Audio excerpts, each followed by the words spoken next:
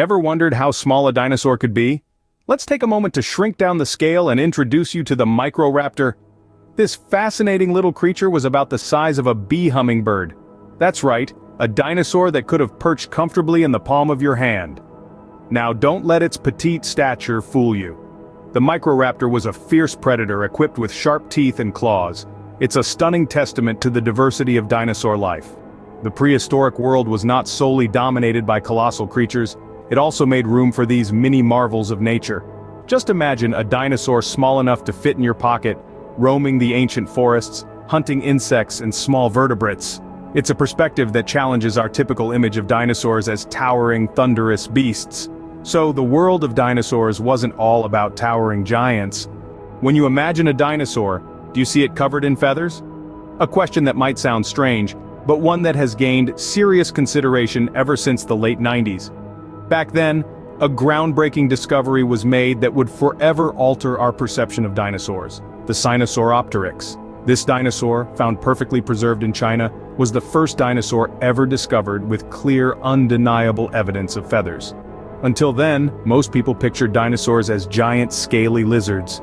This discovery sent shockwaves through the paleontological world. Upon closer examination, these weren't just any feathers. They were simple, down-like structures, similar to what you'd find on a baby bird. This suggested that feathers in dinosaurs might have evolved for insulation first, rather than flight.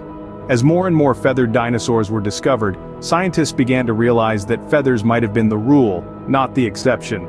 Dinosaurs such as velociraptors and Tyrannosaurus rex, once thought of as scaly and reptile-like, are now often depicted with a feathery covering. This shift in perception has been nothing short of revolutionary. It's changed not only how we visualize these prehistoric beasts, but also how we understand their behavior, their environment, and their evolution. It's a reminder that science is always evolving, always questioning. What we know today might be revised tomorrow as new evidence comes to light.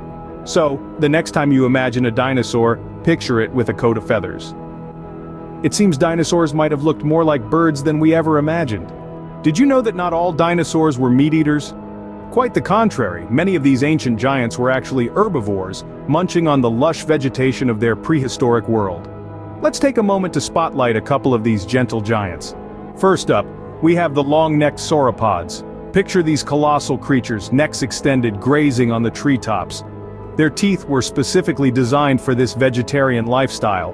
Rather than sharp, flesh-tearing teeth like their carnivorous counterparts, sauropods had chisel-like teeth, perfect for stripping leaves off branches. And then we have the armored ankylosaurs. These dinosaurs were like walking tanks, with bodies covered in thick bony plates. But don't let their tough exterior fool you. Ankylosaurs were dedicated plant eaters. Their teeth were flat and grinding, ideal for breaking down tough plant fibers. Both sauropods and ankylosaurs had a secret weapon, a specialized digestive system. They would swallow plant matter, often without even chewing. This plant material would then make its way to a large gut, where it would ferment and break down over time. This allowed these herbivorous dinosaurs to extract as much nutrition as possible from their plant-based diet. So, as you can see, the dinosaur world was not just a place of big, scary meat-eaters. There were plenty of peaceful plant-eaters as well, each with their unique adaptations to thrive in their leafy paradise. Indeed, the plant-eaters ruled the dinosaur world. Do you think dinosaurs only roamed the land? If so, let's burst that bubble. Dinosaurs weren't just landlubbers. Their era was a time of incredible biodiversity, and some of the most fascinating creatures of that time were the pterosaurs and marine reptiles. Pterosaurs, often mistaken for dinosaurs, were the first vertebrates to evolve powered flight. They ruled the skies when dinosaurs dominated the land. Pterosaurs came in all shapes and sizes, from the small sparrow-sized Nemacolopterus to the Quetzalcoatlus, as tall as a giraffe with a wingspan to rival a small airplane. Despite their fearsome appearance, most pterosaurs were likely fish-eaters, swooping down to snatch their prey from the water's surface. Meanwhile, beneath the waves, marine reptiles like the long-necked plesiosaurs and the dolphin-like ichthyosaurs thrived. These weren't dinosaurs, but they shared the world with them. The ichthyosaurs were streamlined swimmers, their bodies adapted for a life spent entirely at sea. Plesiosaurs, on the other hand, were known for their long necks and small heads, an adaptation that allowed them to sneak up on unsuspecting prey. And then, there were the monstrous mosasaurs, true leviathans of the deep. Some reached lengths of over 50 feet, ruling their watery domain with an iron fist. So, while dinosaurs might have been the stars of the show on land, they were far from alone. The skies above buzzed with pterosaurs, and the seas below teemed with marine reptiles. Dinosaurs had company in the skies and seas. Ever pondered if dinosaurs are truly extinct? Well, you might be surprised to find out that in a way they're not. You see, dinosaurs have a direct line of descendants living among us, and they're probably closer than you think. No, we're not talking about crocodiles or lizards, we're talking about birds. Yes, you heard that right. Birds are actually the modern-day descendants of theropod dinosaurs. This group of dinosaurs includes the mighty Tyrannosaurus rex and the swift velociraptor. It's a curious thought, isn't it? That the humble pigeon or the elegant swan you see in your local park shares a lineage with such formidable prehistoric beasts.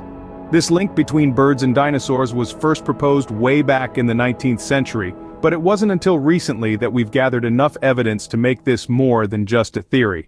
In fact, the similarities between birds and their dinosaur ancestors are so striking that some scientists even refer to birds as avian dinosaurs.